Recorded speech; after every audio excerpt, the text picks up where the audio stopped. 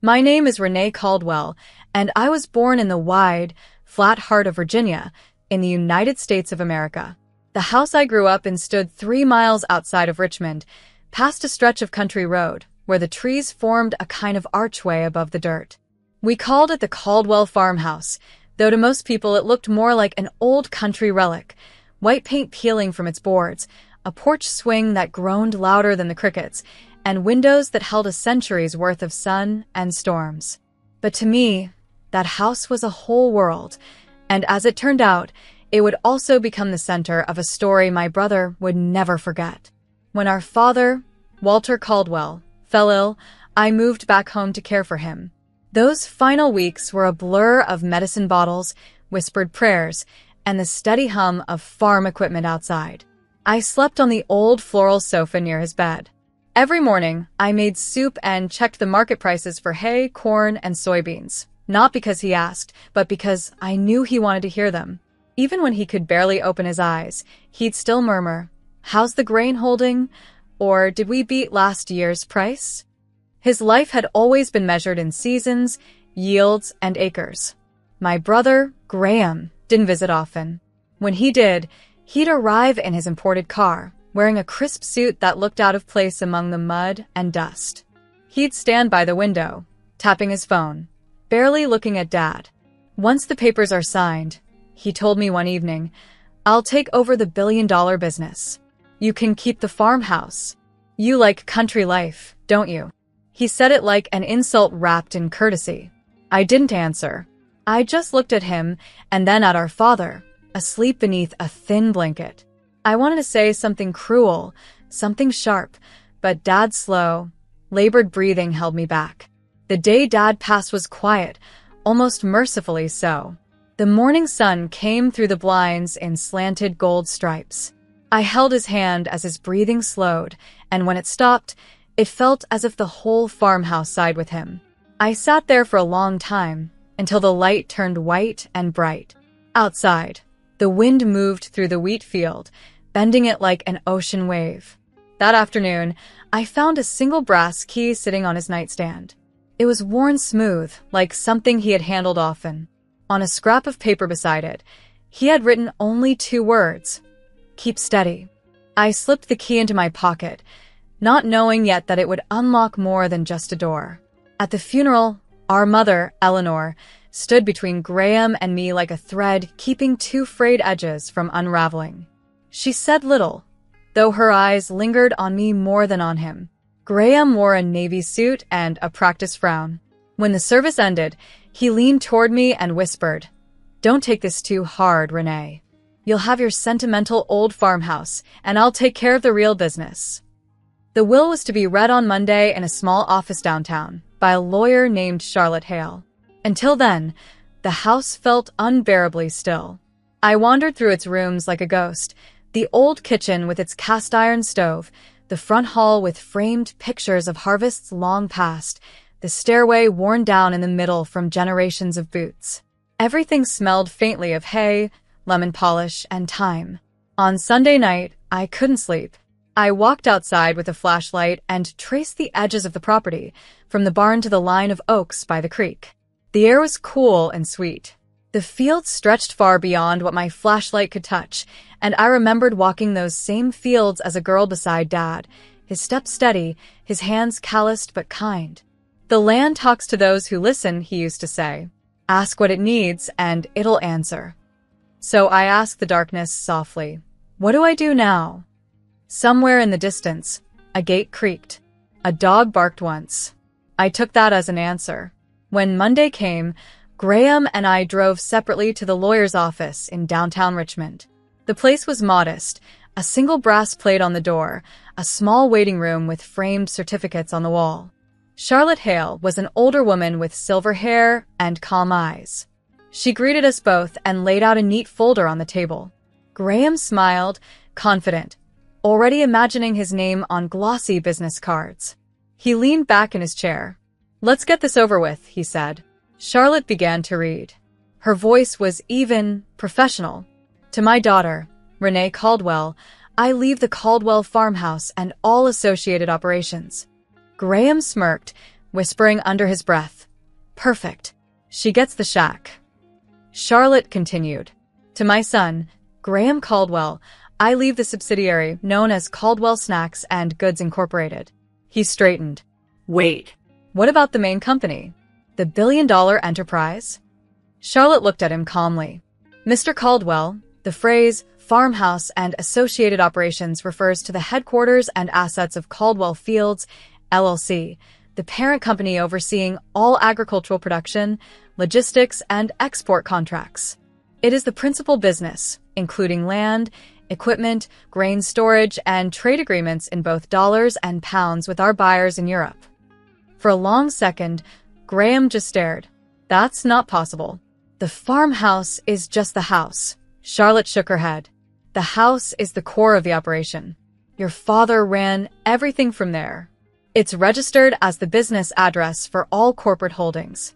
I sat perfectly still, my hand around the brass key in my pocket. Graham's voice cracked. "So, what did I get?" Charlotte turned a page. "Caldwell Snacks, a smaller, independent company that your father separated years ago. Its total value is approximately $200,000. Modest, but stable." Graham slammed his palm on the table. "He tricked me? This can't be." Charlotte folded her hands. "Your father was quite clear. He wanted his daughter to have the land that sustains this family, and his son to have the business he believed suited him." I looked at Graham. He was pale, trembling, the self-assured smirk gone.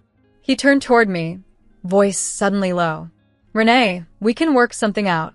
You can't handle all that yourself. It's too big. I'll take half." I stood, steady as the ground beneath me. "You mocked me for staying here. You called this house worthless. You laughed at Dad's life. Now you want half."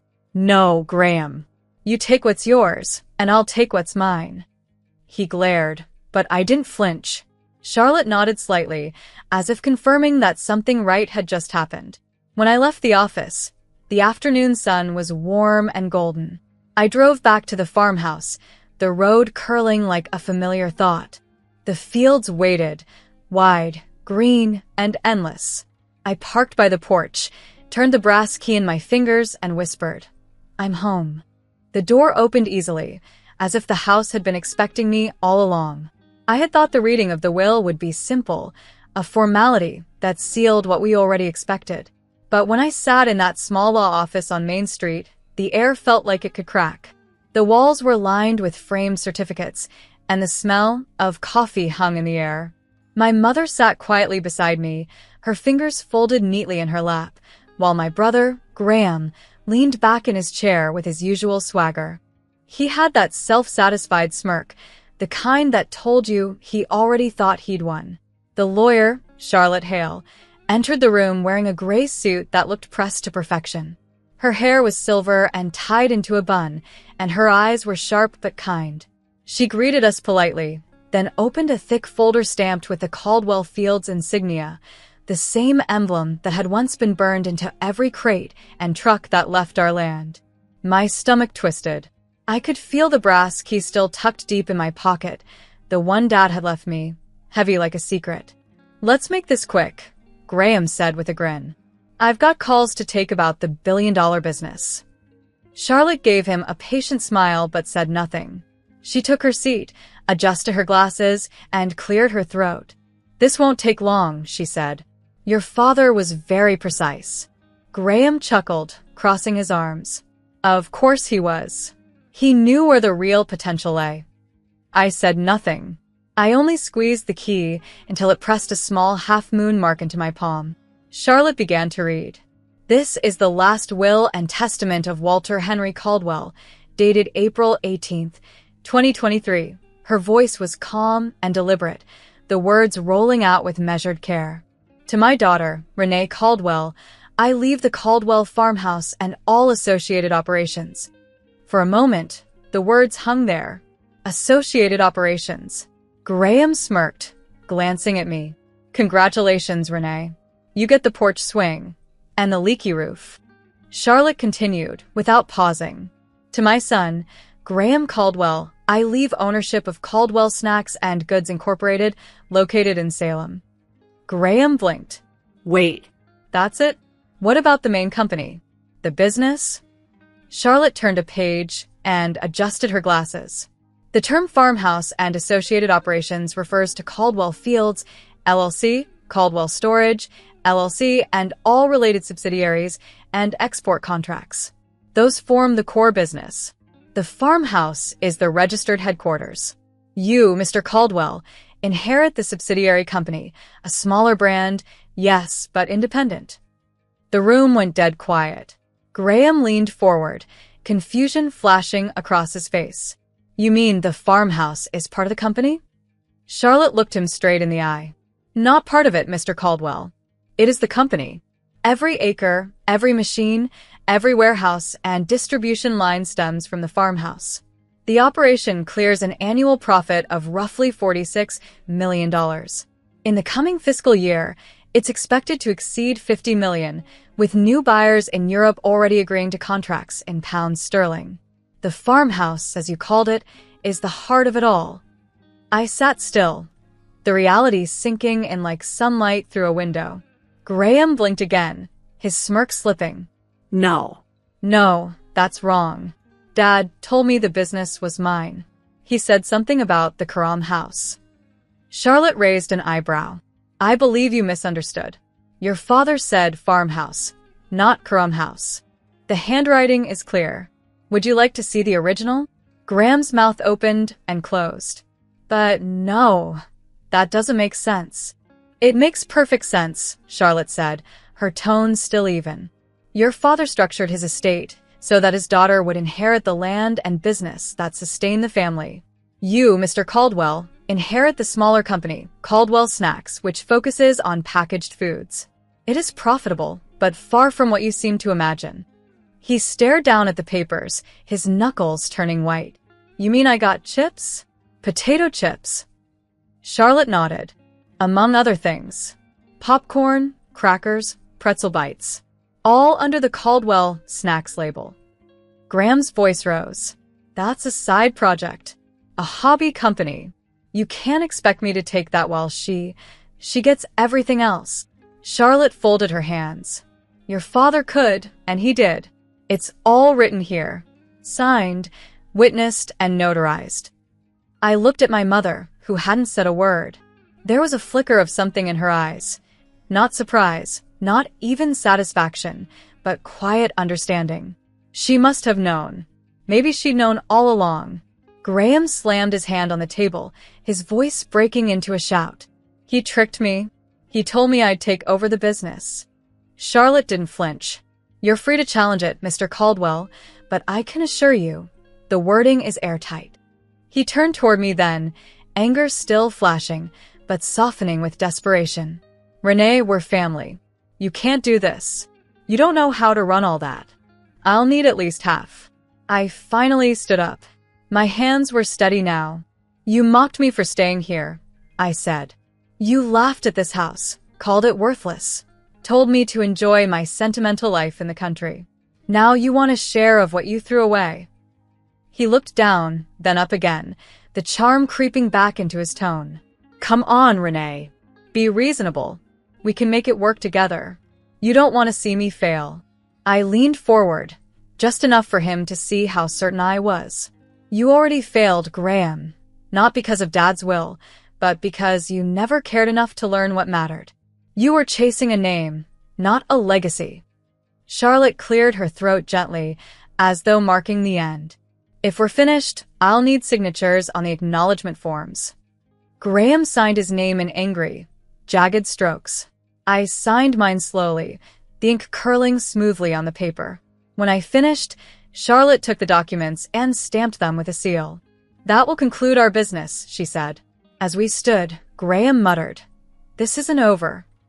It is, I said. And you'll leave my house now. He froze, eyes narrowing. Your house? He repeated, like the words burned. Yes, I said. My house. My land. My business. All of it. When he left, the air seemed to lighten. The lawyer offered me a small, genuine smile. Your father had faith in you, Miss Caldwell, she said. He said you had the patience for the land, and the land rewards patience. I nodded, though my throat was tight. He used to say that all the time.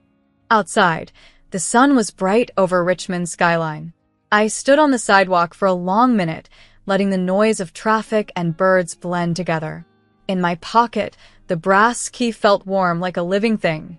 That night, back at the farmhouse, I sat on the porch and looked over the fields stretching toward the horizon. The wind moved through them in slow waves, like breath. Somewhere in the distance, a dog barked, and a truck engine rumbled to life. For the first time in months, I didn't feel like a guest in my own life. I was the owner now, not of just a house, but of something far older and stronger than any of us. The land had chosen its keeper, and I intended to keep it well. When the papers were signed and the echoes of that bitter argument with my brother faded, the first thing I did was drive straight home, to the farmhouse that had somehow become my whole life. I remember standing on the porch that evening, the sun slipping behind the far ridge, turning the fields gold. The air smelled of cut grass, diesel, and rain waiting to fall. I thought about my father's hands, rough as bark, and how he used to say, "The land never lies. Only people do." I finally understood what he meant. The house was silent when I walked in. The wooden floor creaked beneath my boots in that familiar rhythm that always felt like the house greeting me. I ran my hand along the banister, still smooth where Dad's hand had polished it over the years. The key he left me hung warm on a string around my neck. For the first time, it didn't feel like a mystery. It felt like a weight I was ready to carry. The next morning, I woke up before dawn. The rooster hadn't even stirred. I made black coffee on the old gas stove, the kind that hissed and clicked before it caught flame. I carried my mug to the porch and sat in the swing, watching the first hint of light break over the fields. The horizon looked endless. It struck me then, all of this was mine. Every fence post, every barn, every acre of soil. Not a hand-me-down, not a token, but an inheritance earned through care. By 7 o'clock, the workday had begun. I met Diego, our foreman, out by the tractor shed. He'd worked for my father for 15 years, and his loyalty was as deep as his tan. "You're the boss now," he said, tipping his hat with a grin. "Your father would have liked to see this day." "I'm not sure I know what I'm doing yet," I admitted. He laughed softly. "Nobody does on the first morning. The land teaches. You just listen." We walked the fields together, corn on one side, alfalfa on the other. The irrigation lines hissed in a steady rhythm. Diego explained what needed repairs, what was thriving, and what pests to watch for. I took notes in a small leather-bound book I'd found in Dad's desk. It had a few of his last entries written inside, seed numbers, rainfall logs, a quick note that read, "R knows how to listen." Later that day, I called Molly, our accountant, a sharp, no-nonsense woman from Charlottesville.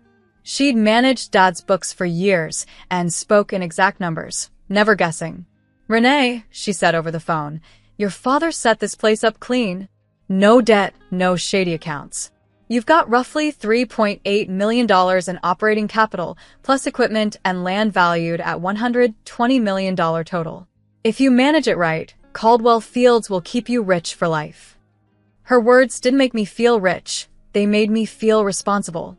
I spent the next few weeks learning everything I could. I walked the barns with Ezra, the electrician, checking the wiring and sensors in the storage silos. We found one circuit half-fried from last winter's lightning storm. "Lucky this didn't start a fire," he muttered, replacing the line. I paid him in cash, just as Dad used to. Then there was Tara, a carpenter from Nashville who rebuilt the porch with steady hands and a quiet smile. "Your father built this right," she told me. "But it'll last another 50 years once I reinforce the beams." I told her to send the invoice. When she did, I paid her promptly. Every dollar felt like an investment in keeping this place alive. By August, the rhythm of the farm had become my own heartbeat. Each morning started before sunrise, coffee in hand, notes on the day's schedule written neatly in my ledger. I kept the ledgers in the kitchen drawer beside Dad's old coffee tin and a jar of fence nails. The numbers became a kind of poetry to me. Dollars in, dollars out, every cent tied to something real. A crate of apples, a bale of hay, a gallon of fuel. Sometimes, I'd sit with Molly in the office above the barn, surrounded by papers and the faint smell of oil. We'd go through profits and contracts, the storage fees from the Nashville warehouse, the pending deal with a London distributor who wanted our produce paid in pounds, not dollars. "That's good," Molly said. "Diversify your income streams. Your father would approve." At night, I'd walk the fence line under a blanket of stars. The air smelled of soil and wildflowers, and I'd talk to the house like it was an old friend. "Tell me what to do next," I'd whisper. The house didn't answer in words, but it spoke in its own way. In the creak of wood, the hum of the refrigerator, the sigh of wind through the open window. Over time, I started to understand the silent language of the land. It told me to keep the storage bins labeled better, to reward the night crew when shipments ran late, and to fix the hinge that squealed every time the barn door opened. Small things, but they mattered. I began keeping a notebook on the kitchen table filled with what I called farmhouse lessons. The first entry read, "Don't argue with weather, prepare for it." The second, "The dogs belong outside the onion shed." The third, "Kindness is good business." One evening, as summer folded into fall, Quinn, our delivery driver, came by with a truckload of apples bound for Boston. He was a talker, red beard, thick accent, full of stories from the road. "Your brother tried to reach me last week," he said casually, tightening the tarp. I froze. What did he want? Wanted to know if I'd haul product for Caldwell Snacks. Told him no thanks. I like working for someone who knows the difference between a farm and a factory.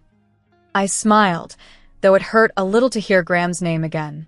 "Thank you, Quinn," I said. "Your family here." He winked. That's what I told him. When the truck pulled away, I watched its taillights disappear down the gravel road. For a moment, I thought of Graham sitting in some city office, surrounded by boxes of his boutique snack line, still believing he'd been cheated. But the truth was simple. I hadn't taken anything from him. I'd only taken what I had earned, by staying, by caring, by believing in something that grew from the ground up. The next morning brought fog that clung to the fields like a curtain. I stood on the porch, coffee in hand, watching it lift slowly, revealing acres of green and gold. The farmhouse behind me groaned softly as the sun warmed its roof. I said it out loud then, to the fields, to the air, to the memory of my father. I'm ready. From that day forward, the land and I understood each other. I wasn't just keeping it alive, it was keeping me alive too. The first chill of autumn had just rolled in when Graham came back. The leaves were turning amber, the air smelled of cut hay, and I was reviewing contracts with Molly when his black sedan crunched up the gravel drive. He stepped out in another tailored suit, holding a glossy brochure like it were a weapon. "Partnership," he said before I could speak. "You've done well, but you can't run this on heart alone. I can make Caldwell Fields global, New York, Chicago, maybe even Europe." I didn't rise from the porch chair. "We're already doing fine," I said. "The land pays its way." He smirked. "You're thinking small. Be practical, Renee. You've got the farmhouse, quaint sure, but it's not a business model." "No, Graham," I said evenly. "It's a home. And it built the business you thought you'd inherited." He let out a short laugh. "You don't even know what you have. $1 billion waiting to be shaped, and you're sitting here drinking coffee like some county clerk." "Maybe because I care about the people earning that billion," I said. "You never cared for anything but the number." His eyes hardened. "I'm drowning, Renee. Caldwell Snacks isn't making it. I need a lifeline." I stood. "And what do I get in return?" "I'll bring investors. We'll grow this thing together." "You can't do it alone." I shook my head. "You're wrong. I already am." He took a step closer, lowering his voice. "You owe me something. I'm your brother." I met his eyes and said quietly, "You mocked me at Dad's bedside. You called this house worthless. And now that you've lost, you come begging. You want to take what you never earned." He faltered, anger and desperation flashing across his face. "This isn't fair." "Neither is the truth," I said. "If you want to work, you'll be paid fairly. If you want charity, You'll find none here. He stared at me, then at the porch, at the boards Tara had rebuilt with her careful hands. His voice cracked. You're serious. Dead serious. He looked around, as though hoping the house or the fields might speak for him. But they didn't. He turned at last, walked back down the steps, and disappeared down the drive. The brochure slipped from his fingers, landing face down in the dirt. I didn't pick it up. When the sound of his car faded, I went inside. The farmhouse was still, humming softly like a living thing. I poured coffee into Dad's old chipped mug, sat by the window, and signed 2 contracts, one for domestic storage in Nashville, one for apple exports to London, paid in pounds sterling. The figures were high, but I didn't feel the weight of the money. I felt the calm of rightness. Outside, Diego and the crew worked the fields, their laughter faint beneath the tractor's hum. I thought of Dad, of his hands steady on the wheel, of how he'd said, "Ask the land what it needs." I rose and stepped onto the porch. The evening light spread gold across the fields. The house stood behind me, solid, breathing, proud. For the first time, I understood that inheritance wasn't about wealth, it was about belonging. I'd chosen the harder path, and the land had chosen me back. I touched the brass key around my neck. It no longer felt like a burden. It felt like a promise kept. I'm Renee Caldwell, of Caldwell Fields, United States of America, I said softly. I hold the key to the farmhouse, and the farmhouse holds the key to everything. The wind rustled through the wheat, as if it agreed.